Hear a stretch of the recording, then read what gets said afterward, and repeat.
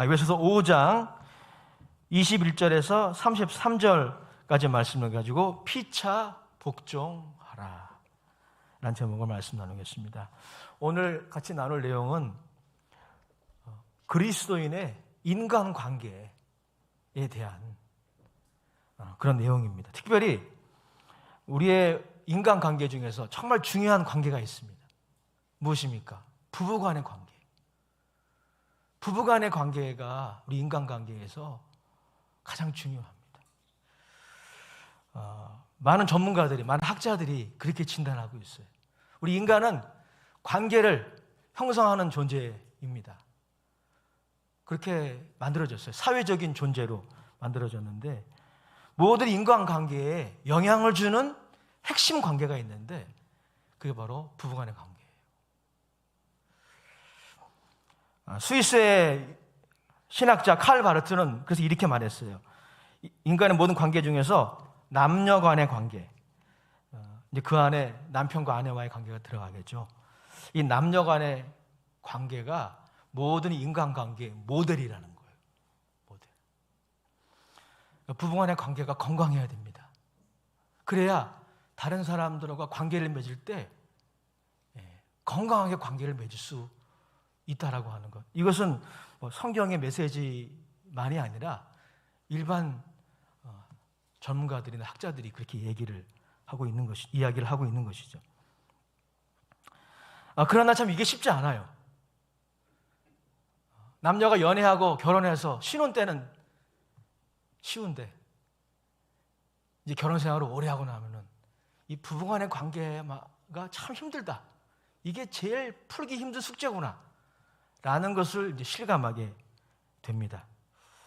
그래서 러시아의 속담에 이런 속담이 있습니다. 남자에게 이제 권하는 그런 속담인데, 전쟁에 나가기 전에는 한 번 기도하라. 그리고 바다에 항해를 나가기 전에는 2번 기도하라. 결혼하기 전에는 3번 기도해라. 이런 말이 있대요. 무슨 말입니까? 전쟁에서 살아남는 거 어려운 일이죠. 바다에 출항을 해서 만선을 경험하게 되는 것, 그것도 쉬운 일이 아닙니다. 바다에도 얼마나 많은 위협이 있습니까? 그런데 그것보다 어려운 게 결혼 생활이라는 것. 쉽지 않은 거예요. 그러나 우리가 건강하게 만들어야 됩니다. 그래야 여러분이 신앙생활도 관계잖아요. 신앙생활도 교회생활이에요. 교회생활은 관계입니다. 성도들과의 관계예요. 이 관계에 영향을 줘요. 여러분의 그 부부간의 관계가. 그러니 그냥 덮어버릴 문제가 아니에요. 건강한 관계로 만들어야 됩니다. 또 그렇게 변화되어야 돼요. 그 답을 성경은 제시하고 있습니다. 다행히도 그 답을 제시하고 있는데 그 답을 오늘 같이 좀 나누려고 합니다. 그게 바로 21절이에요. 우리 같이 읽어보겠습니다. 시작. 그리스도를 경외함으로 피차 복종하라. 그리스도를 경외함으로 피차 복종하라. 피차 복종하라. 이것이 바로 답이에요. 이것이 부부간의 관계, 그리고 모든 인간관계의 그 여러 가지 어려운 문제들을 해결할 수 있는 키입니다. 피차 복종하라. 우리는 21절 말씀을 읽게 되면은 이제 앞부분이 있고 뒷부분이 있음을 발견하게 돼요. 이 21절 말씀은 이 앞부분에 나와 있는 내용의 결론으로 이렇게 제시되어 있습니다. 그런데 이 원어 성경을 읽어보면 이 한글 성경과 조금 구분이 달라요. 원어 성경에 보면 이 21절의 이 말씀은 앞의 내용의 결론일 뿐 아니라 21절 다음에 나오는 이 아내와 남편과 아내 사이에 대한 이 말씀의 서론에 해당돼요. 이 21절의 말씀이 앞의 말씀과 뒤의 말씀을 연결하는 이 교량, 다리 역할을 하는 그런 말씀이라는 것입니다. 무슨 내용인가요? 이 22절의 이하에 나와 있는 남편과 아내 사이의 부부간의 관계에 대한 이 하나님의 말씀의 서론, 총론이 21절이라는 거예요. 21절. 그래서 우리가 이 21절 이하를 읽었는데 이 말씀을 다음과 같이 이해하면 곤란해요.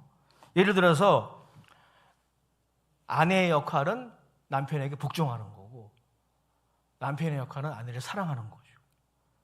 이렇게 그 역할이 이미 정해진 것으로 이렇게 이분법적으로 이해하는 것은 본문을 잘못 이해하는 것입니다. 수박 겉핥기식으로 이해하고 마는 거죠. 또 한때는 이렇게 이해한 적이 있었어요. 좀 가부장적인 이해인데 아내가 어떤 역할을 해야 할지가 먼저 나오잖아요. 봐라, 아내가 잘해야지 남편이 잘한다. 이렇게 또 이해한 적도 있었어요. 그런 성경을 아주 잘못 이해한 것입니다.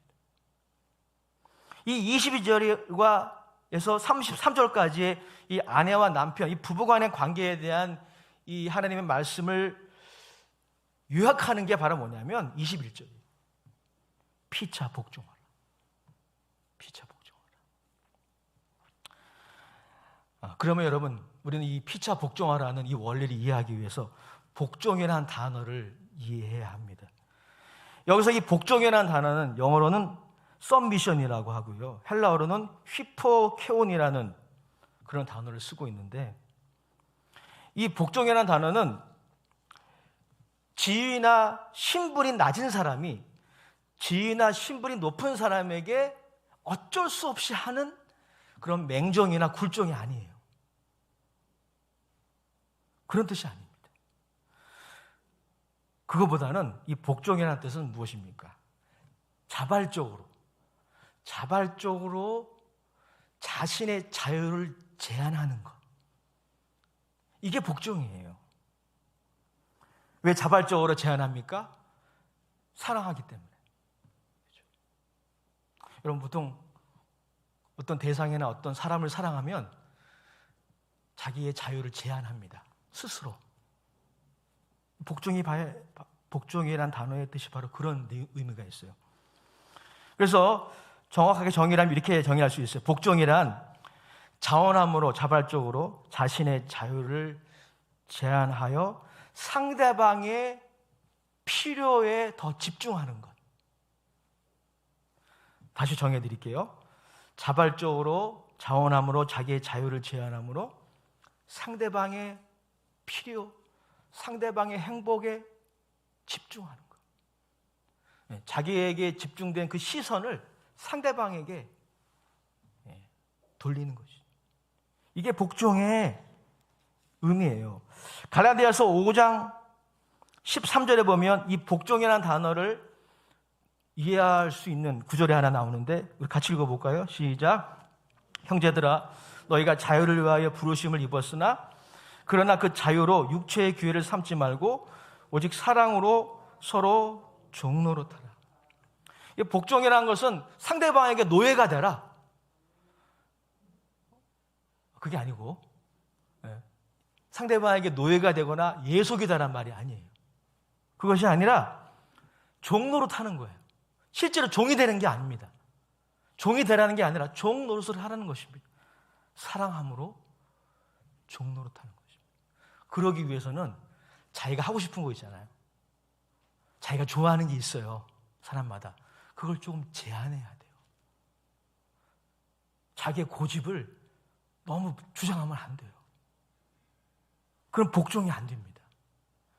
내가 생각하는 바, 내가 좋아하는 거, 그것을 내가 자유 가운데 주장할 수 있어요. 그건 죄가 아니지만, 굳이 죄라고 말할 수는 없지만, 상대방을 사랑하기 때문에. 상대방이 원하는 게 있잖아요. 상대방이 좋아하는 게 있잖아요. 그것 때문에 제한하는 것. 그것이 바로 사랑으로 서로 종노릇하는 것입니다. 여러분 이것이 이 부부간의 관계만이 아니고 우리 모든 인간관계에 적용되는 이게 하나님의 말씀이에요. 우리는 관계를 형성하잖아요. 그 관계가 건강한 관계가 되려면 이 피차 복종하는 것이 이루어져야 합니다. 특별히 부부간의 관계에서도 마찬가지입니다. 그래서 여러분 우리가 이런 관점으로 22절 이하의 내용을 좀 다시 재해석할 필요가 있는 것이죠. 먼저 아내가 남편에게 어떻게 복종해야 하는지, 어떻게 피차 복종하는 이 말씀이, 이 원리가 아내에게 어떻게 적용되는지 본문이 제시하고 있어요. 22절에서 24절까지, 에베소서 5장 22절에서 24절까지 같이 읽어보겠습니다. 시작. 아내들이여 자기 남편에게 복종하기를 주께 하듯 하라. 이는 남편이 아내의 머리됨이 그리스도께서 교회의 머리됨과 같음이니 그가 바로 몸의 구주시니라. 그러므로 교회가 그리스도에게 하듯 아내들도 범사에 자기 남편에게 복종할지니라. 아내들이여 자기 남편에게 복종하기를 주께 하듯 하라 라고 말씀하고 있습니다. 여러분, 이 말씀은 남편의 종이 되라, 남편의 노예가 되라, 남편에게 예속되라, 이런 말씀이 아닙니다. 여러분, 이 말씀은 피차 복종하라라고 하는 이 원리에 해당되는 거예요. 이것은 여러분, 남편의 권위를 존중하고 존경하는 것을 의미합니다. 33절에 그 말씀을 사도 바울은 마지막으로 말씀하고 있죠. 33절도 같이 읽어보겠습니다. 시작. 그러나 너희도 각각 자기의 아내 사랑하기를 자신같이 하고 아내도 자기 남편을 존경하라. 남편의 권위를 존중하라 라고 말하고 있어요. 여러분, 피차 복종하라의 뜻을 여러분 제가 말씀드렸잖아요. 아내들이 피차 복종하기 위해서, 이 원리를 실천하기 위해서 남편이 좋아하는 것에 좀 집중했으면 좋겠어요. 남편이 뭘 좋아합니까? 여러분 아세요? 여러분의 남편이 뭘 좋아하세요? 축구? 아니면 뭘 좋아합니까? 근데 여러분, 일반적으로 남자들이 좋아하는 게 있어요. 그걸 좀 우리가 알아야 돼요. 우리가 여성들이, 이건 제 얘기가 아니라 전문가들이 분석하고 진단한 내용이에요. 남자들은 인정에 대한 욕구가 강합니다. 인정에 대한 욕구. 남자들이 언제 행복하는 줄 아십니까? 저에게도 적용이 돼요. 자기가 유능한 목회자라고 생각이 될 때 행복해요.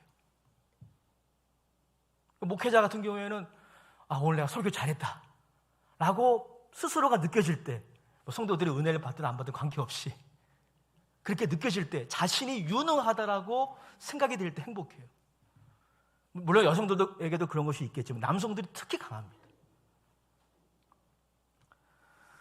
그래서 여러분, 남성들의 그 필요를 우리가 채워줘야 되는 거죠. 남성들은 인정받기 원합니다.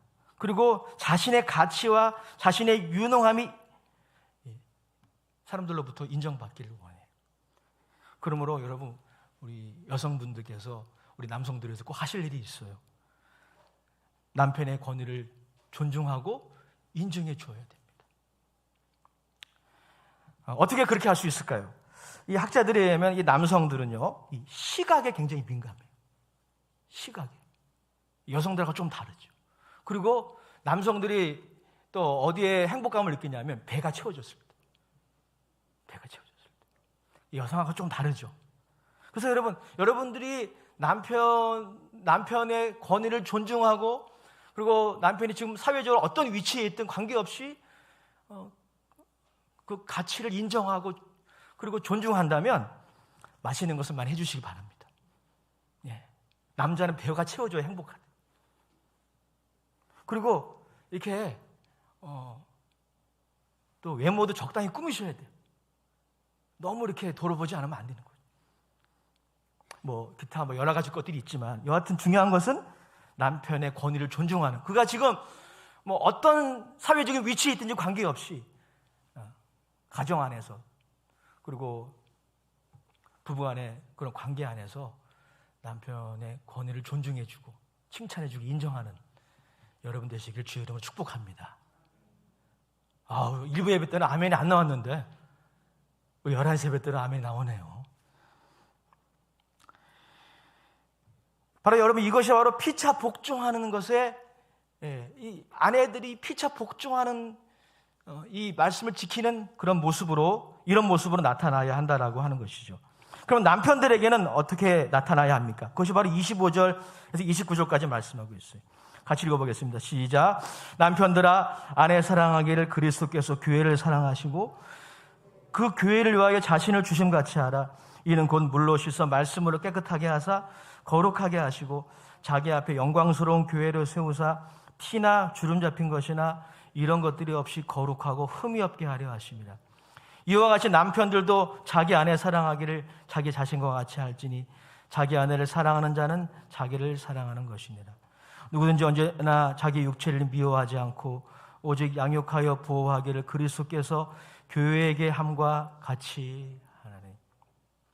오늘 남편들이 피차에 복종하는, 남편들에게 있어서 피차 복종하는 모습은 어떻게 나타나야 합니까? 25절에 남편들아 아내 사랑하기를 그리스도께서 교회를 사랑하고 그 교회를 위하여 자신을 주심같이 하라 라고 말씀하고 있습니다. 즉 남편들이 아내를 사랑해야 한다는 것입니다. 예수 그리스도께서 교회를 사랑하셔서 자신을 희생하신 것처럼 희생과 헌신, 이것이 바로 아내를 사랑하는 그 모습으로 나타나야 한다라고 하는 것이죠. 희생과 헌신, 정말 좋은 단어잖아요. 하지만 잘못 들으면 굉장히 거창한 단어입니다. 그래서 사도 바울이 예수님의 예를 들어서, 그리고 우리 자신을 예로 들어서 아내를 사랑하고 아내를 위해 헌신한다는 것이 무엇인지 구체적으로 예를 들었어요. 그게 29절이에요. 같이 읽어보겠습니다. 시작. 누구든지 언제나 자기 육체를 미워하지 않고 오직 양육하여 보호하기를 그리스도께서 교회에게 함과 같이 하니. 사도 바울이 일반적인 상식을 동원한 것이죠.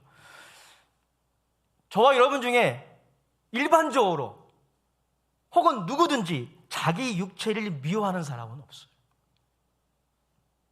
다 자기를 보호하고자 하고 자기를 양육하고자 합니다. 자기를 사랑해요. 그래서 성경은 자기를 사랑하라고 말하고 있지 않아요. 놀랍지 않아요? 여러 계명들이 있지만 자기를 사랑하라고 하는 계명을 하나님은 주시지 않았어요. 왜 그러냐면 이미 우리는 그렇게 하고 있기 때문입니다. 이게 바로 우리의 모습이에요. 사도 바울은 그것을 예로 들어서 자기를 사랑하는 것처럼 또 자기 육체를 미워하지 않고 양육하고 보호하는 것처럼 아내를 그렇게 하라는 거예요. 여기서 이 양육하여 보호하다라고 하는 이 원어적인 뜻은 이렇게 다시 정의할 수 있어요. 부드럽게 따뜻하게 대하라, 이거예요. 부드럽게 따뜻하게 대하라. 우린 여기서 이제 우리 남성들이요, 잘 들어보시기 바랍니다. 저에게도 또 하는 설교인데 여성들의 좋아하는 게 있어요. 남성들이 좋아하는 게 있지만 또 여성들이 좋아하는 게 있습니다. 여성들이 무엇을 좋아할까요? 여성들은 남자와 달리 이 시각보다 청각에 더 민감하대요. 우리 여성들이 그래서 말을 많이 해요. 또 많은 말을 듣습니다. 청각에, 어떤 말에 남자들보다 더 영향을 받는다고 합니다. 또 여성들은 이 촉각에 영향을 많이 받는데요. 이 터치, 남자들보다 여성들이 더 영향을 많이 받는다고 그래요. 그래서 여러분, 오늘날도 그런 게 있겠죠. 제비족 아시죠? 제비족.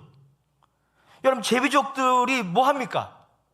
사모님, 일단 손을 잡잖아요. 정확하게 하는 거예요. 여자가 뭐로 원하는지, 여성들이 뭐에 굉장히 갈급해 있는지 정확하게 하는 거예요. 일단 손을 잡고, 사모님, 그 다음에 무슨 말을 하죠? 모르겠어요. 말로 호리는 거예요. 여성들이 청각이 약하다는 거예요. 사랑하는 여러분, 우리 남성분들이 여성분들을 위해서 해야 될 일을, 사랑과 헌신 지금 잘하고 계셔요. 여러분이 일터에서 땀을 흘리면서 정말 남성도 잘하고 계십니다. 그런데 아내들을 위한 사랑과 헌신, 그게 큰 것도 있지만 작은 것이 있어요. 아내들을 대할 때 부드럽고 따뜻하게 대할 수 있어야 돼요.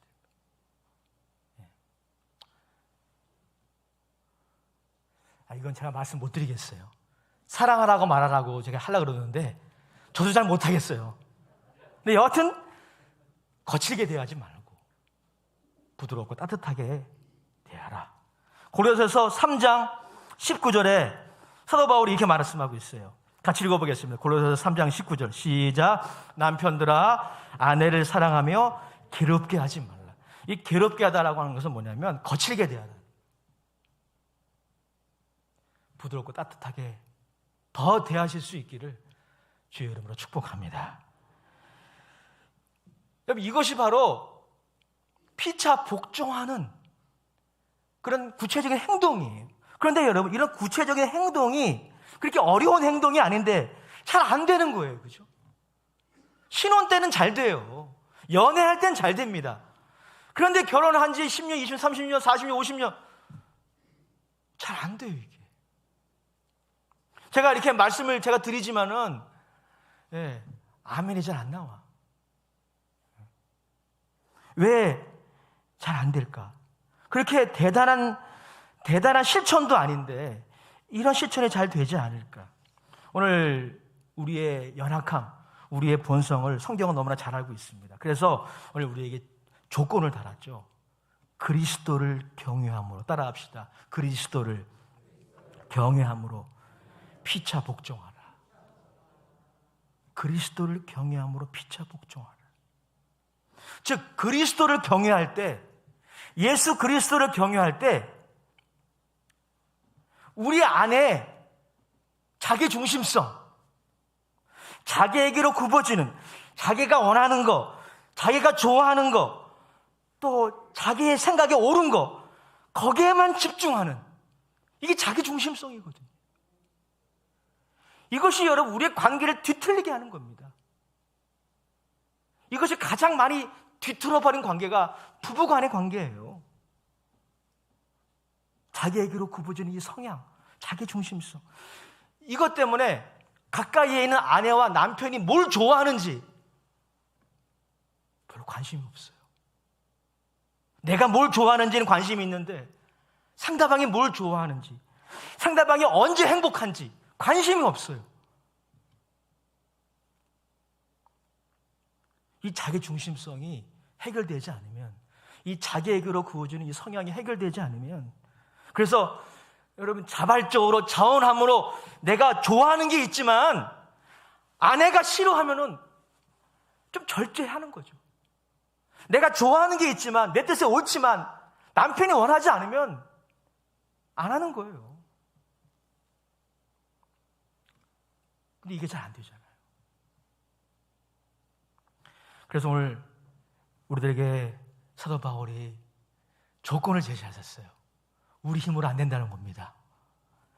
예수 그리스도, 그분을 경외할 때 가능하다는 것입니다. 예수 그리스도를 경외할 때. 여러분, 그러면 예수 그리스도를 경외한다는 것이 무엇일까요? 예수 그리스도를 경외한다라고 하는 것은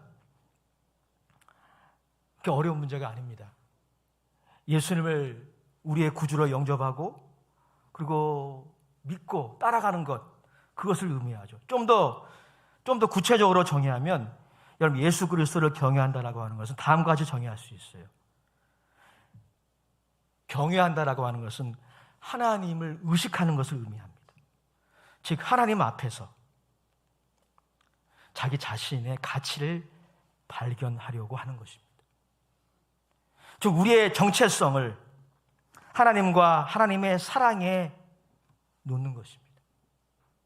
이것이 바로 예수 그리스도를 경외하는 것입니다.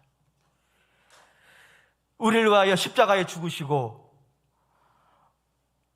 지금도 우리의 죄를 용서하시고 우리 있는 모습 그대로 받아주시고 그리고 우리를 거룩하게 하시는 그 하나님의 사랑, 예수 그리스도의 사랑을 통하여 자기 자신의 가치를 발견하라고 하는 것, 이것이 바로 그리스도를 경외하는 것이고 이것이 바로 예수 그리스도를 경외하는 것의 의미인 것입니다. 반면에 여러분, 죄는 무엇입니까? 덴마크의 기독교 철학자 키에르케고르는 죄를 이렇게 정의했어요. 죄는 하나님 앞에 있는 그대로 서기를 바라지 않는 절망적인 상태. 자기 자신의 가치를 하나님 앞에서 발견하려고 하는데 다른 것을 통해서 자기의 가치를 발견하라고 하는 거예요. 그게 죄라고 키에르케고르는 진단하고 있습니다. 그에 따르면 믿음은 다음과 같아요. 자신을 있는 그대로 인정하고 하나님 안에 자신의 존재의 근거를 두고 싶어 하는 것. 이게 바로 믿음이라고 하는 것입니다. 오늘 여러분 22절에 보게 되면 예수님이 우리를 어떻게 사랑하셨는지 잘 나와 있어요. 사도 바울은 그것을 통해서 남편이 아내를 어떻게 대하는지를 말씀하고 있지만 사실 오늘 22절의 말씀은 예수님이 바로 우리의 정체성이라고 하는 것을 증거하고 있는 것입니다. 하나님의 아들, 즉 하나님 자신이 여러분들을 어떻게 사랑하셨습니까? 자기 자신을 주심과 같이 사랑하셨어요. 그리고 그 사랑은 지금도 계속되고 있습니다. 우리는 그 사랑으로 말미암아 구원받았고 그 사랑으로 말미암아 이렇게 신앙생활을 하고 있지만은 여전히 우리는 죄를 짓고 때로는 불의하고 넘어지고 쓰러집니다. 그러나 하나님의 사랑, 예수님의 사랑은, 또 성령님의 사랑은 지금도 계속되고 있어요. 우리를 물로 씻어주시고 말씀으로 깨끗하게 하시고 거룩하게 하시고 영광스러운 성도로, 영광스러운 교회로 세우시는 일을 지금 하나님의 아들 예수님이 하고 계십니다. 그분에게 나의 정체성을 둘 때, 나의 가치를 그분 앞에서 발견하라고 할 때, 그것이 바로 그리스도를 경외하는 거예요. 그것이 예수 그리스도를 경외하는 것입니다. 여러분, 이렇게 우리가 예수님과 예수님의 사랑 가운데 자신의 가치를 발견하라고 하고 정체성을 발견하려고 할 때 우리에게 일어나는 변화가 있죠. 우리 안에 우리를 고통스럽게 하고 우리의 관계를 힘들게 하는 자기 중심성이 힘을 잃어버리게 돼요. 갈라디아서 2장 20절의 말씀이 바로 그 예입니다. 제가 읽어드릴게요. 내가 그리스도와 함께 십자가에 못 박혔나니 그런즉 이제는 내가 사는 것이 아니요 오직 내 안에 그리스도께서 사시는 것이다. 이제 내가 육체 가운데 사는 것은 나를 사랑하사 나를 위하여 자기 자신을 버리신 하나님의 아들을 믿는 믿음 안에서 사는 것입니다. 우리가 하나님 앞에서 나의 가치를 발견하려고 할 때, 자기 아들을 아끼지 않고 주시기까지 우리를 사랑하시는 그 하나님의 그 사랑에 나의 가치와 나의 정체성을 거기에 두려고 할 때 어떤 일이 생깁니까? 우리 안에 그 자기 중심성이 힘을 잃어버리게 돼요. 내가 좋아하는 것, 내가 내 생각에 옳다고 여기는 것, 그리고 나의 문제, 나의 상처, 거기에 집중하게 되는 이 자기 중심성이 언제 힘을 잃어버립니까? 우리가 하나님 앞에 섰을 때예요. 하나님 앞에서 나의 가치를 발견하려고 할 때, 그때 사라지기 시작하는 거죠. 사랑하는 여러분, 우리는 하나님 앞에 어떤 존재입니까? 우리가 하나님 앞에 섰을 때 우리는 무엇을 발견하게 되죠? 우리가 죄인임을 발견하게 돼요. 우리가 생각하는 것 이상으로 우리는 형편없음을 발견하게 됩니다. 그리고 동시에 우리는 하나님 앞에서 무엇을 발견하게 됩니까? 어떤 나를 발견하게 됩니까? 하나님이 자신의 아들을 주시기까지 사랑하시는 보배로운 존재로서의 나를 발견하게 돼요. 하나님의 아들이 그 귀한 보혈을 흘릴 만큼 귀하게 여기시는 보배롭고 존귀한 존재로서의 나를 발견하게 돼요.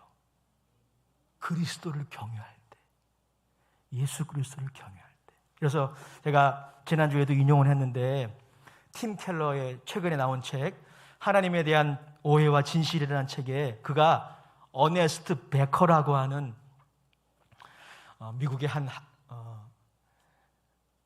학자의 글을 인용했는데 그 글을 제가 좀 재인용하기 원해요. 어네스트 베커는 이렇게 말하고 있습니다. 현대인들은 깊숙한 곳에 자리 잡은 자기 영화의 욕구를 이제 사랑하는 상대에게서 구하기에 이르렀다. 로맨틱한 사랑을 나누는 파트너는 삶을 충족시켜주는 신처럼 이상적인 대상이 되었다. 영적이고 윤리적인 필요들이 개인의 초점을 맞추게 되는 것이다. 즉, 오늘날 사람들이 자신의 존재감과 정체성을 추구하기 위해서 갈급해하는 것이 바로 로맨틱한 사랑이라는 거죠. 로맨틱한 사랑만이 아닙니다. 이 책의 저자에 의하면 이것 외에도 일, 직업적인 성취, 그리고 기타 등등 이런 것들을 통해서 자신의 자존감을 확보하려고 하고 자신의 정체성을 확보하려고 한다는 거예요. 그런데 문제는 뭡니까? 실패한다는 겁니다. 어네스트 베커는 계속 이어나가고 있어요. 잘 들어보시기 바랍니다. 인간과 인간 사이의 그 어떤 관계도 하나님만이 감당할 수 있는 부담감을 배겨낼 도리가 없다. 사랑하는 상대가 자신의 전부라면 그의 사소한 결함도 심각한 위협이 될 수 있다. 사랑하는 이를 그 자리까지 끌어올리면서 무엇을 기대하는가? 스스로 아무짝에도 쓸모없다는 감각에서 벗어나고 싶어하는 것이다. 그러나 두말할 필요도 없이 인간은 이를 이룰 수 없다. 인간의 문제가 바로 여기에 있는 것이죠. 이게 바로 죄인 거예요. 죄는 그냥 선악과 나무를 따먹은 거, 단순히 그건 행동에 불과한 거. 하나님 외에 자신의 가치를 발견하고 자신의 정체성을 확보하려고 추구하는 것들이 있는 거예요. 많은 젊은이들이 로맨틱한 사랑을 통하여 자신이 쓸모없는 존재가 아니라 의미 있는 존재라는 것을 발견하기 원한다는 것이죠. 로맨틱한 사랑만이 아니라 수많은 사람들이 일터에서의 성공과 성취, 그리고 경력, 사람들의 인정, 이런 것들을 통해서 자신의 정체감을 확보하려고 하는 것입니다. 그런데 문제는 뭡니까? 그것을 소유하지 못한다는 거죠. 우리의 정체성, 우리의 가치, 우리의 자존감은 어디서 확보됩니까? 예수님의 십자가 밑에서 확보되는 것입니다. 예수님이 십자가. 그래서 여러분, 사도 바울이 갈라디아서 6장에서 외쳤잖아요. 내게는 그리스도 예수의 십자가 외에는 결코 자랑할 것이 없나니. 사도 바울이 그걸 경험한 것입니다. 여러분들이 죄인이지만, 정말 절망적인 죄인이지만 하나님이 여러분들을 사랑하셔서 여러분들이 존귀한 자라는 것, 여러분이 하나님의 눈앞에 보배로운 존재라는 것을 깨닫게 되는 곳이 어디입니까? 여러분들이 원하는 것을 소유하고 성취할 때가 아니에요. 십자가 밑에서 주님이 여러분들을 사랑하사 흘리신 그 보혈을 여러분들이 바라볼 때 여러분들의 정체성을 거기서 발견하는 것입니다. 바로 그때 나에게 집착하는, 나의 상처에 집착하고 내가 좋아하는 것에 집착하고 내 고집에 집착해서 아내와 남편을 힘들게 했던 그 자기중심성, 여러분, 자기중심성이라고 하는 것이 종교적으로 포장될 때도 얼마나 많은지 몰라요, 여러분. 자기중심성이 종교적으로 포장되면 우리가 거기에 쏙습니다. 자기중심성이 종교적으로 포장된 게 자기의예요. 자기의. 여러분, 이것이 나 스스로를 구속하는 것이고 남편과 아내를 힘들게 하고 타인을 힘들게 하는 것입니다. 그리스도를 경외할 때 예수 그리스도가 나의 정체성이 되고 예수 그리스도가 나의 자존감이 되고 나를 향한 그분의 사랑이, 오늘 바울의 고백처럼 이제 내가 사는 것은 나를 사랑하사 나를 위하여 자기 몸을 버리신 하나님의 아들 믿는 믿음 안에서 산다라고 하는 이 고백 안에 피차 복종할 수 있는 능력이 있는 것입니다. 오늘 부부간의 관계만이 아니라 여러분들의 모든 교우 관계 점검해 보시기 바랍니다. 여러분들의 교우 관계는 어떠합니까? 여러분들의 사회생활이 인간관계는 어떠합니까? 돌아보시기 바랍니다. 어떠한 상태이든지 간에 그 관계에 건강한 관계로 이어나가시길 주의 이름으로 축복합니다. 그 키는 예수 그리스도에 있습니다. 아버지 하나님, 예수 그리스도를 경외함으로 피차 복종하고 사랑으로 종로로 타는 순복음 아멘교회 모든 교우들이 되게 하시고, 그리고 우리 모든 가정이 되게 하여 주옵소서. 예수님의 이름으로 감사하며 기도합니다. 아멘. 우리 말씀을 생각하며 찬송가 91장 기쁨으로